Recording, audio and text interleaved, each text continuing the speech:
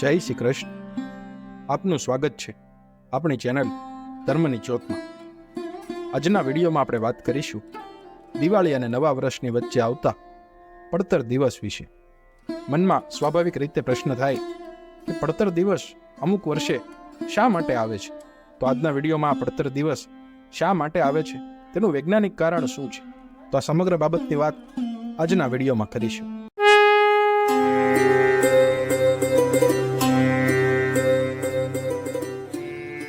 તહેવારોની વચ્ચે વધારાનો દિવસ એટલે કે પડતર દિવસ, એટલે કે એક વર્ષ પૂરું થાય અને બીજું વર્ષ શરૂ થાય એની વચ્ચેનો વધારાનો દિવસ.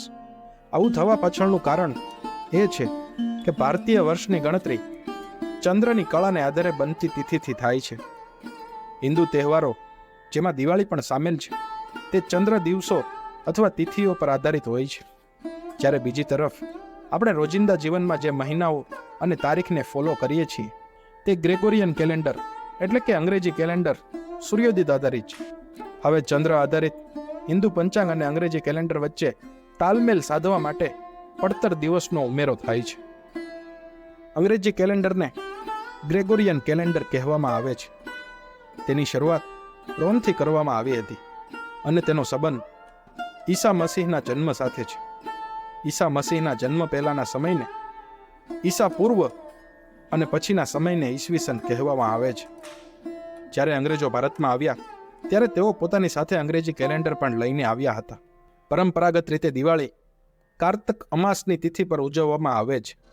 જોકે અમાસ ઘણી વખત રાત્રે મોડેથી શરૂ થાય અને બીજા દિવસ સુધી ચાલે છે, જેના કારણે દિવાળી કયા દિવસે ઉજવવી તે અંગે અનિશ્ચિતતા થતી હોય છે.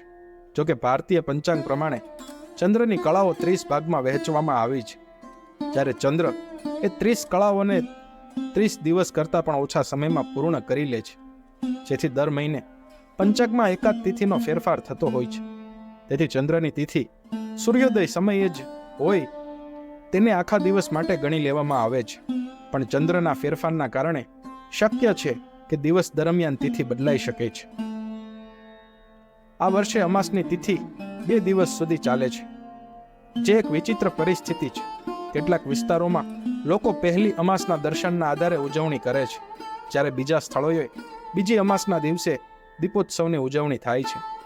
અનેક વખત એવું બને છે કે ધાર્મિક જ્યોતિષો અલગ અલગ વિસ્તારોમાં અલગ અલગ તારીખ અને મુહૂર્ત જાહેર કરે છે, જેના કારણે તારીખમાં વૈવિધ્ય અને તફાવત થાય છે. દરેક જ્યોતિષીઓ ચંદ્રની ગતિ અને તિથિની શરૂઆત અલગ રીતે ગણવામાં લે છે, જેના કારણે કેટલાક કેલેન્ડર દિવાળી એક દિવસ બતાવે છે તો કેટલાક અન્ય દિવસે. વિદેશમાં વસતા લોકો માટે સમય મંડળોનો તફાવત અમાસના ચોક્કસ સમયને અસર કરે છે, જેને કારણે ભારતની સરખામણીએ કેટલાક દેશોમાં દિવાળી એક દિવસ પહેલા કે પછી ઉજવવામાં આવે છે. આ વર્ષે અમાસની તિથિના સમય અને ચંદ્રની કળાઓ બંને એકબીજાની સાથે આવવાના કારણે કેટલાક લોકો એક દિવસ દિવાળી ઉજવે છે તો કેટલાક બીજા દિવસે. અનેક માટે પોતાના વિસ્તારની પરંપરાઓ અનુસાર કે વિશ્વસનીય હિન્દુ કેલેન્ડર અથવા સ્થાનિક જ્યોતિષને અનુસરવી શ્રેષ્ઠ રહે છે. પડતર દિવસે સૂર્યોદય સમયે હજુ અમાસ હોય છે અને નવા વર્ષની પહેલી તિથિ શરૂ થતી નથી. નવા વર્ષની શરૂઆત તો સવારે દેવદર્શનથી જ થવી જોઈએ એવી માન્યતાને લીધે એ તરત જ પછીના દિવસે સવારે પહેલી તિથિ ચાલુ હોય એ દિવસને નવા વર્ષનો પહેલો દિવસ ગણવામાં આવે છે. આમ 2 વર્ષની વચ્ચે 2માંથી એક પણ વર્ષનો ભાગ ન હોય એવો એક દિવસ ક્યારેક આવી જાય છે. જોકે સ્થાનિક રીતે કેટલાક વિસ્તારો અને દેશોમાં આ પડતર દિવસના બીજા દિવસે ઉજવવામાં આવે છે.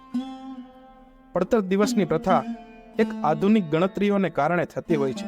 જોકે પ્રાચીન ગણતરીઓમાં જોવા જઈએ તો આવી કોઈ પ્રથા જણાતી નથી. તો મિત્રો, આ હતી દિવાળી અને નવા વર્ષની વચ્ચે આવતા પડતર દિવસની વાત. આશા રાખું કે આ વિડીયો આપને પસંદ આવ્યો હશે.